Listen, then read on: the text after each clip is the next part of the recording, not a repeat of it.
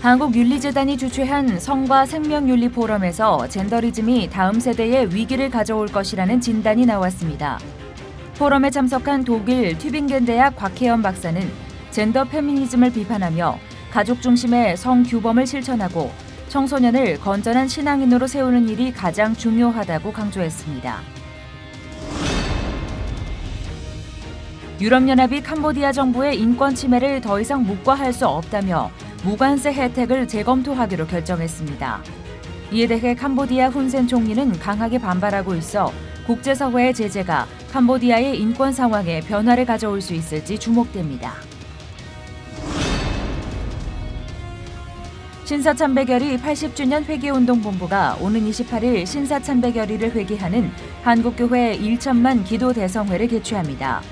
대회장 윤보환 감독은 이번 성회가 신사참배 결의를 회개하는 순수 기도 집회라며 이를 계기로 한국교회가 하나가 되길 기대한다고 말했습니다.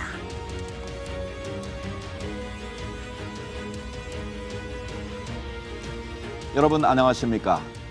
프란치스코 교황의 북한 방문이 가시화되면서 북한의 종교 상황에 관심이 높아지고 있습니다. 표면적으로는 종교의 자유가 보장돼 있지만 그곳의 종교와 인권 상황이 어떤지 우리는 잘 알고 있는데요. 평화로 가는 이 기나긴 여정 가운데 진정한 종교의 자유를 위한 노력도 함께 진행될 수 있길 기대해 봅니다. 젠더리즘이 지향하는 성 정체성의 해체는 오늘날 성주류화 전략으로 흐르면서 전 세계 정치계와 재계, 언론계 등에 강력한 영향을 끼치고 있습니다. 성규범의 파괴로 인한 다음 세대의 타락과 폐륜이 큰 위기로 다가오고 있는 이 시대에 가족 중심의 성규범 실천과 의무적이고 포괄적인 성교육이 요구되고 있습니다. 조홍현 기자입니다. 성주류화는 일반적으로 여성이 사회의 주류 영역에 참여해 의사결정권을 획득하는 형태로 사회체계를 변화시키기 위한 성차별 철폐 운동으로 알려져 있습니다. 하지만 이는 절반의 진실로 결과적으로 차별의 근원이 되는 남녀 성 정체성의 해체, 즉 남성의 시각에서 여성의 권리를 신장시키는 방법이 한계가 있으니 아예 성별을 해체시키자는 방향성을 갖고 있습니다. 독일 튜빙겐 대학 조직신학 곽혜연 박사는 지난 15일에 진행된 성과 생명윤리 포럼에서는 지금처럼 성규범의 철폐와 남녀 성 정체성의 부정과 같은 망상적 급진주의에 휘말린 역사는 없었다고 지적하며 가족 중심의 성규범을 실천하고 아동과 청소년을 건전한 사회인이자 신앙인으로 세우는 일이 바로 건전한 페미니즘의 역할이라고 강조했습니다. 또한 곽 박사는 기독교 신앙과 가치체계가 한 세대를 거쳐 다음 세대까지 전승되지 못한다면 기독교 전통은 종언을 고할 수밖에 없을 것이라고 덧붙였습니다. 가족 중심의 성규범을 실천하고 기독교 신앙을 후대에 전수할 미래 세대를 건전한 사회인이자 신실한 신앙인으로 세우는 일을 성규범이 와해되고 미래 세대가 무너져가고 있는 21세기 이 시대 상황 속에서 건전한 페미니즘이 감당해야 할 책임적인 과제로 발견을 하고 있습니다. 이번에 출범하는 한국윤리재단은 사회의 보편타당한 윤리적 가치를 확산시키는 윤리운동을 기반으로 시민들과 다음 세대를 위한 윤리교육을 기치로 내걸었습니다. 한국윤리재단 권유한 운영위원장은 성주류화의 급속한 확대로 인한 사회의 침몰 위기를 한국교회가 영적으로 대처해야 한다며 전문가들을 통해서 보편적 인권 윤리의 문제와 현상을 진단하고 관련 악법과 독소조항 삭제, 법 개정 운동에 박차를 가할 것이라고 밝혔습니다. 이 성윤리, 생명윤리 부분에서 우리 사회가 분열과 또 갈등을 자초하고 있는 것 같습니다. 그래서 우리가 보편적 가치 내지는 성경적 가치, 유적 가치에 입각해서 성과 생명윤리를 복구하고 특별히 다음 세대, 청년 대학생과 다음 세대들이 믿음의 세대, 의의 세대로 일어날 수 있도록 국민적인 관심과 또 의견을 여론을 수렴하는 과정들, 운동이, 윤리운동이 필요하다고 생각이 됩니다. 극단적 다원주의가 확산되고 도덕적 정체성과 윤리 기반이 무너져가는 오늘날 다시금 인간적, 윤리적 가치를 세우고 공동체의 소통과 통합을 위한 크리스천들의 지속적인 노력이 이어지고 있습니다. C채널 뉴스 조홍현입니다. 침체된 한국교회를 살리는 방법은 오직 영적 부흥이라는 생각으로 사역을 이어온 평촌교회의 목회 노하우를 공유하는 자리가 마련됐습니다. 전국에서 모인 400여 명의 목회자와 사모들은 믿음의 기본으로 돌아가 영혼구원의 사명을 감당할 것을 다짐했습니다. 김효정 기자가 전합니다. 3.1운동 당시 극히 소수였던 한국의 그리스도인과 교회가 민족을 이끌 수 있는 엄청난 능력을 가진 비결은 영적 부흥이었습니다.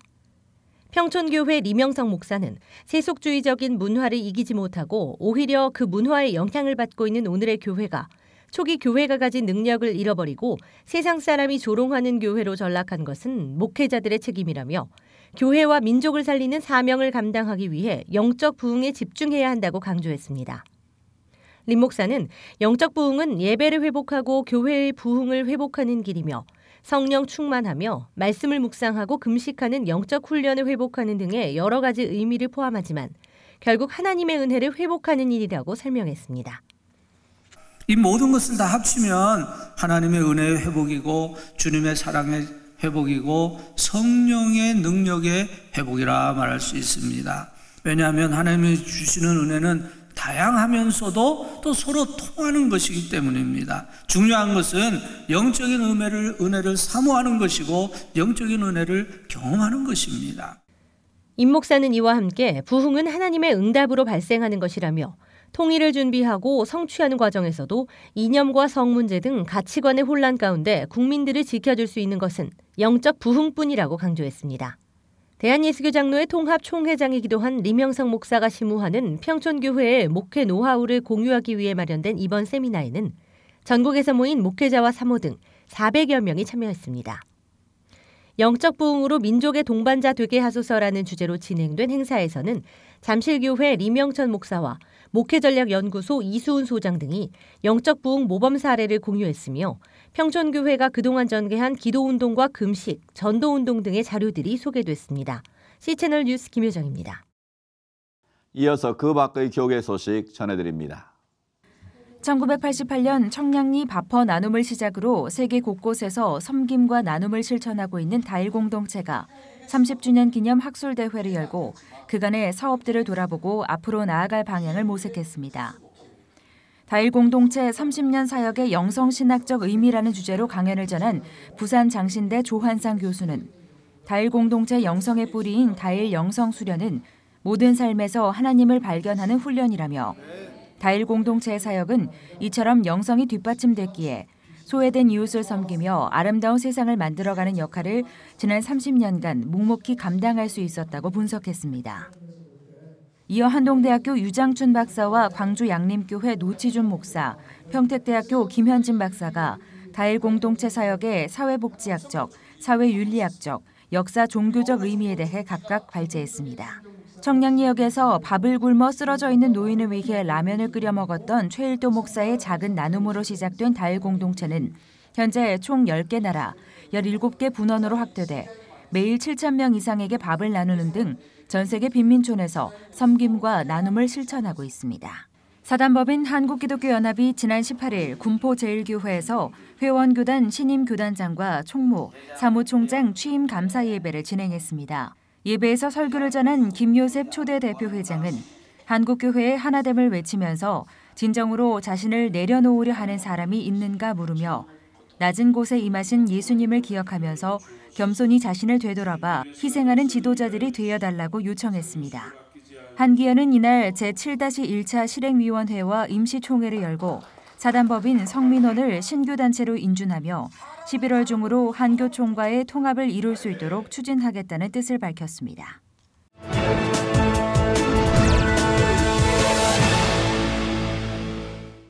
유럽연합이 캄보디아 경제 제재를 가하는 경고를 보냈습니다. 이렇게 된 데에는 오랜 시간 캄보디아 내 인권 탄압과 1인 독재 체제가 큰 영향을 주었다는 설명인데요. 캄보디아 박훈영 선교사와 전화 연결해서 관련 말씀 들어보겠습니다.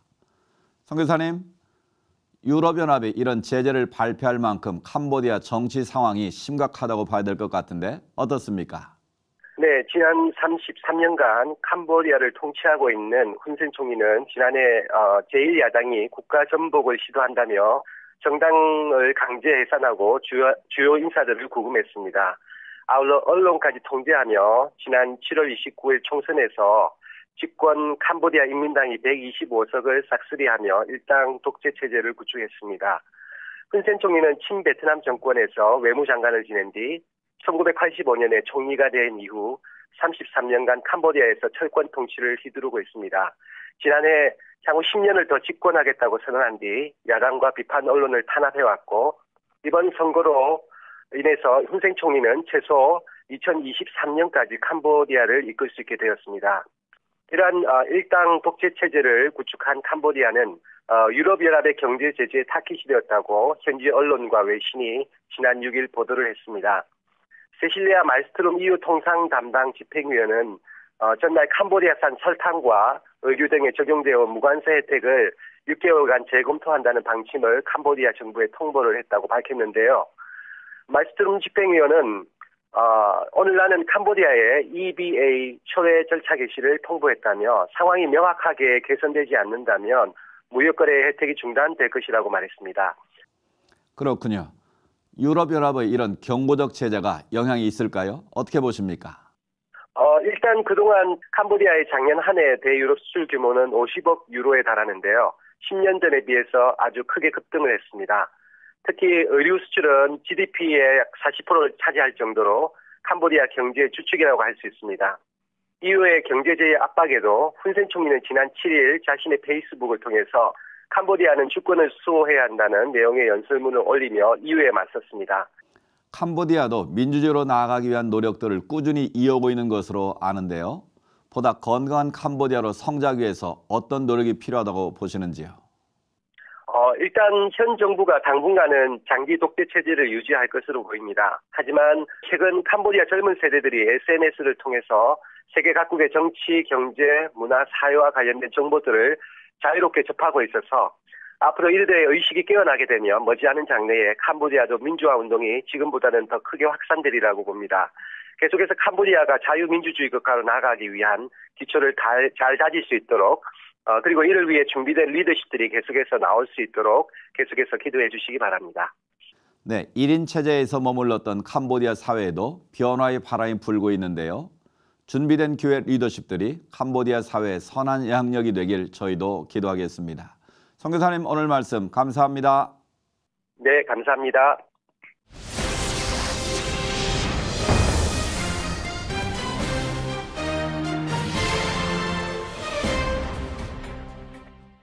한국교회 역사 중에서 아픔으로 기억되는 몇몇 장면이 있습니다.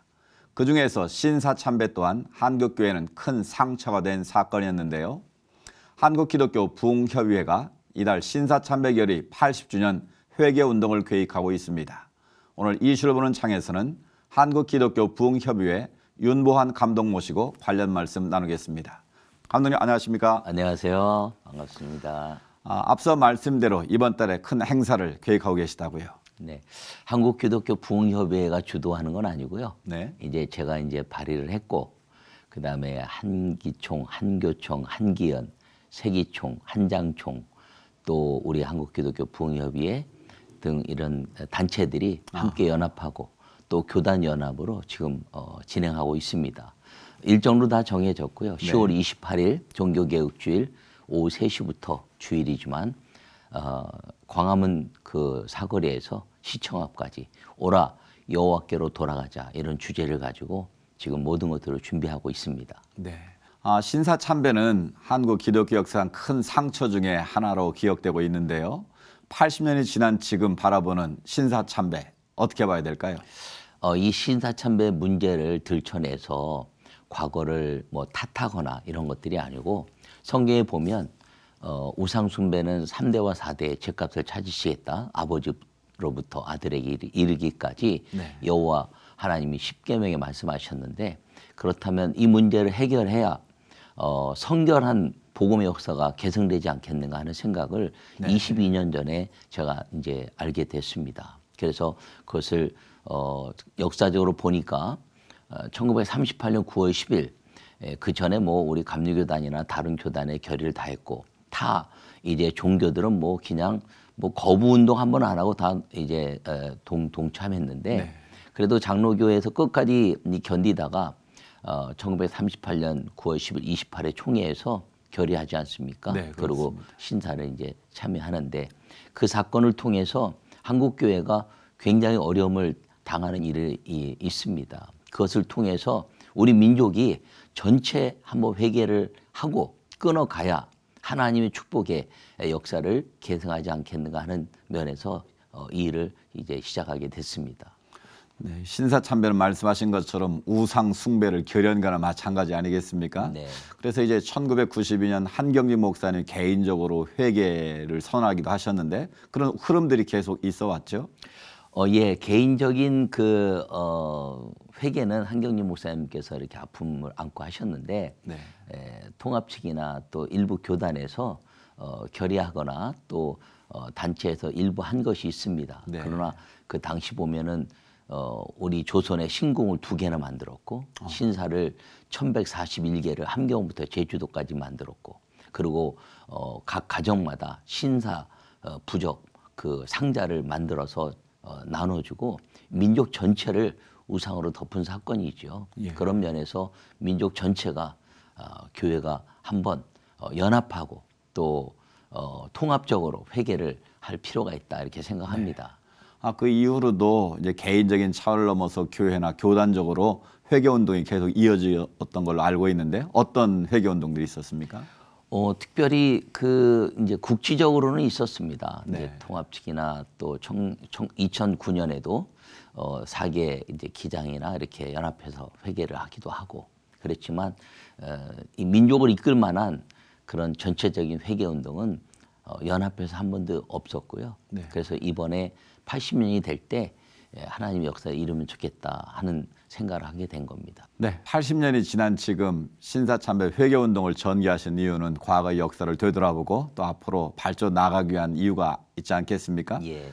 그 이유를 의미를 좀 설명해 주시죠. 그 의미는 조금 전에 말씀드렸던 것처럼 과거를 청산해야 또 미래가 제시되기 때문이죠. 우리 부모들이 너 잘못한 거 회개해라는데 잘못한 거 회개 안 하면 선생님들은 그 잘못한 걸 자꾸 생각하고 그 미래를 제시를 못 하거든요. 근데 잘못했다고 고백하면 미래에 대한 제시가 있는 것처럼 우리 선배들에 대한 잘못을 지적하자는 것이 아니라 아버지와 아들에 이르는 하나님의 영적 죄를 우리가 고백하고 네. 그래서 미래에 우리의 희망을 제시하고 한국교회의 희망을 제시하고 아직도 교회가 희망이라는 것들을 제시해서 이 자손시대 청소년들에게 교회가 갖는 그 희망에 대한 메시지를 전달하고 그 아이들에게 그 순수 복음의 하나님의 성리의 역사를 다시 한번 전수하고 계승해서 이 민족과 세계를 이끌어가는 하나님의 사람들로 키우고 이제 계승해 가는데 꿈을 가지고 네.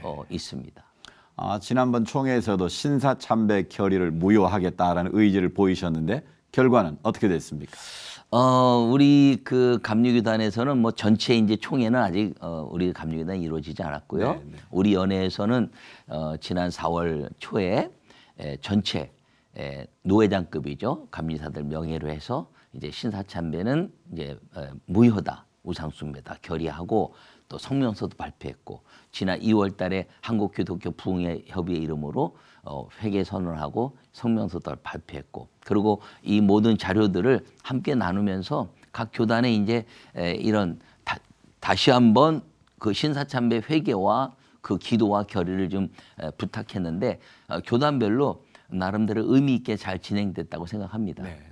신사참배 회개 운동을 공식적으로 이제 추진하시면서요. 앞으로 원하시는 소망과 기도 제목도 있을 것 같은데 함께 나눠주시면 저희도 기도하겠습니다. 네, 첫째는 개신교는 다양성의 모양이다 이렇게 생각합니다. 네. 그래서 뭐 교단도 많고 뭐 천주교처럼 하나로 돼 있지는 않지만 교단도 많고 그런데 저는 그것이 나쁘게 생각은 안 해요. 왜냐하면 그게 개신교의 독특한 선교 전략 중에 하나도 될 수 있으니까. 그러나 하나로는 우리가 뭉칠 수 있다 생각하거든요. 그게 뭐냐면 기도운동입니다.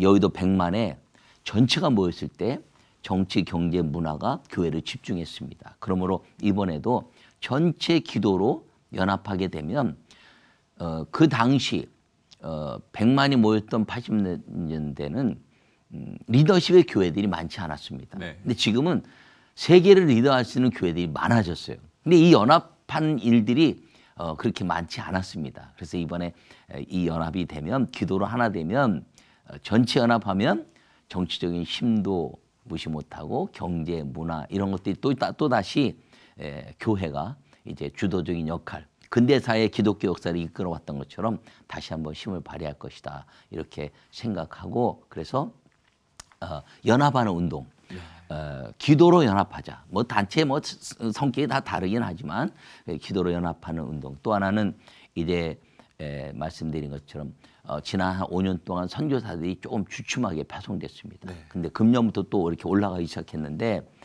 선교 한국의 역사를 다시 한번 이룰 수 있을 것이다. 이를 통해서. 그래서 선교 한국.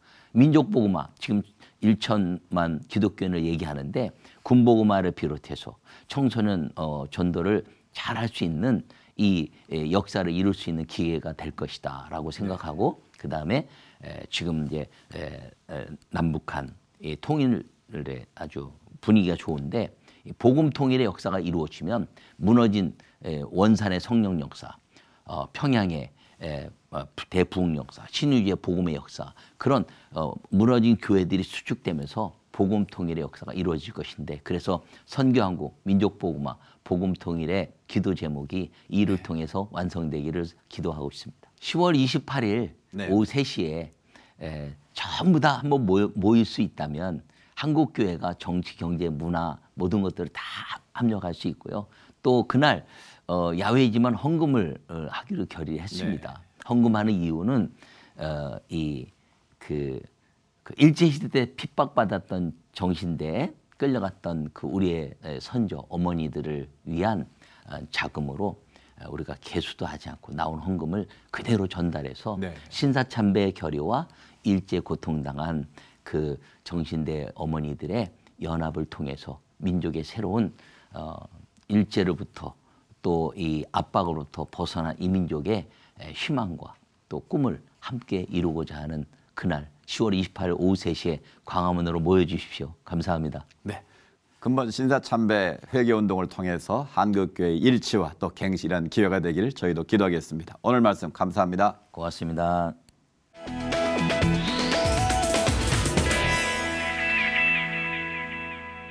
강서구 PC방 살인 사건으로 많은 사람들이 분노하고 있습니다. 목적 없이 행해지는 악과 그것을 제재하지 못한 사회적 무력감 때문인데요. 어디서부터 무엇부터 고쳐나가야 할지 다시 한번 깊은 고민이 필요하겠습니다. 오늘 순서는 여기까지입니다. 시청해주신 여러분 고맙습니다.